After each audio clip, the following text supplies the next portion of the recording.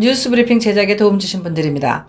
경험과 실적이 증명하는 김효지 부동산 전문인, 절세의 지혜를 나눠드립니다. 이상회계법인, 정성을 다해 모십니다. 꽃은 에덴 꽃집, 학자금과 대학 입시 상담은 AGM 인스티튜트, 한 곳에서 시작되는 안정된 미래 선우앤선우 종합보험, 30년 손맛 케이터링의 명가 참사랑, 20여 년의 경험과 실력과 노련함 우리들 척추신경원, 홍성구의 뉴스브리핑 지금 시작하겠습니다. 로컬 소식입니다.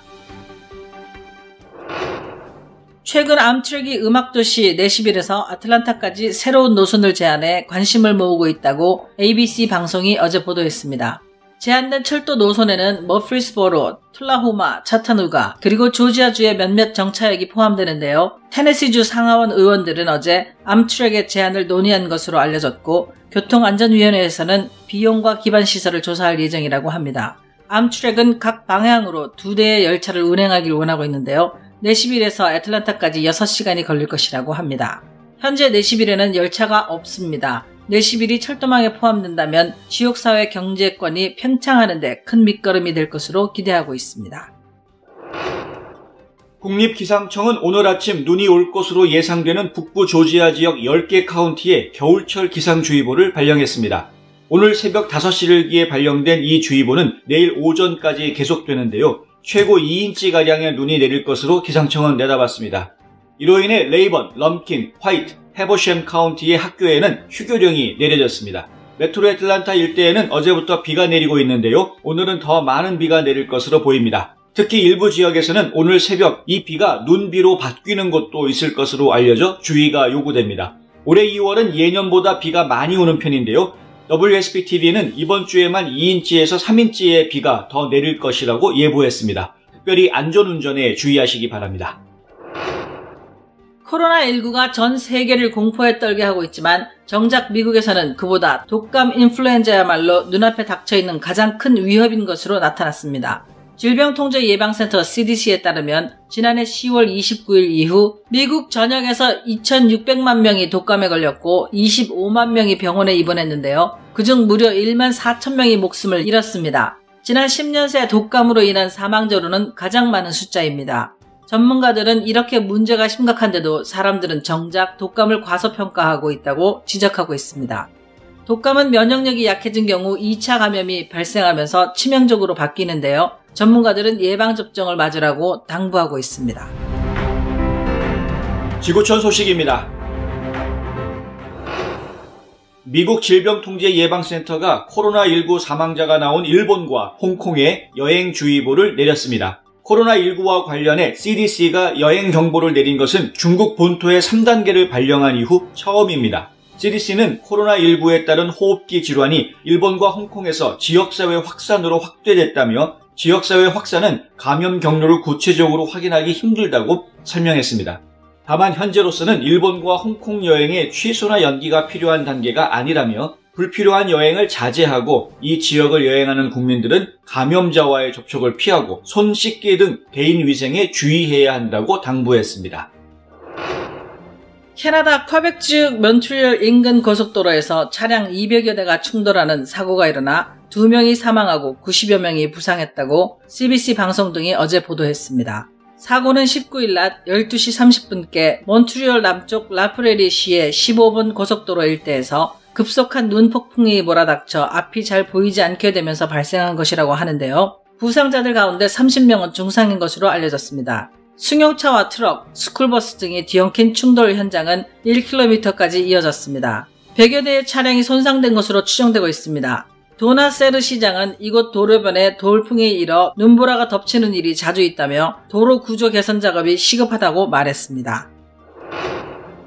미국의 한 운전자가 내가 하나님이다 라는 뜻의 I am God 이라는 자동차 번호판을 달고 싶다고 주 정부에 소송을 걸어 결국 이겼다고 CNN이 보도했습니다. 오하이오주에서 켄터키주로 이사온 버니 하트 씨는 10년 넘게 오하이오주에서 달고 운전해온 I am God 이라는 번호판을 켄터키주에서도 달고 싶어 했으나 켄터키주 정부는 다른 운전자들에게 방해가 될 수도 있고 갈등을 일으킬 수도 있다면서 이를 허락하지 않았습니다.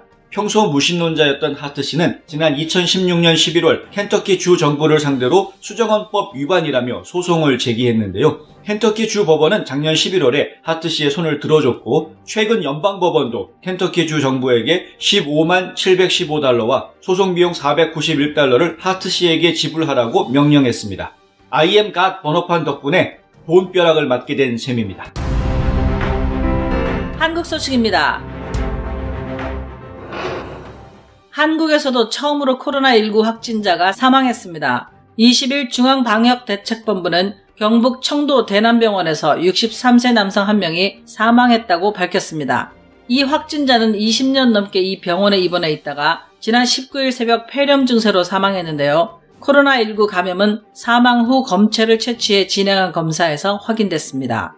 방역당국은 이 병원 정신병 등 입원 환자 2명이 코로나19로 확진되자 환자와 직원 등 약 120명을 대상으로 전수조사를 벌이고 있는 중인데요. 당국은 신천지 대구교회에서 스포 전파를 일으켰던 31번 환자와 대남병원과의 연관성을 조사하는 중입니다. 현재 대남병원에서 나온 확진자는 사망자를 포함해 총 15명입니다.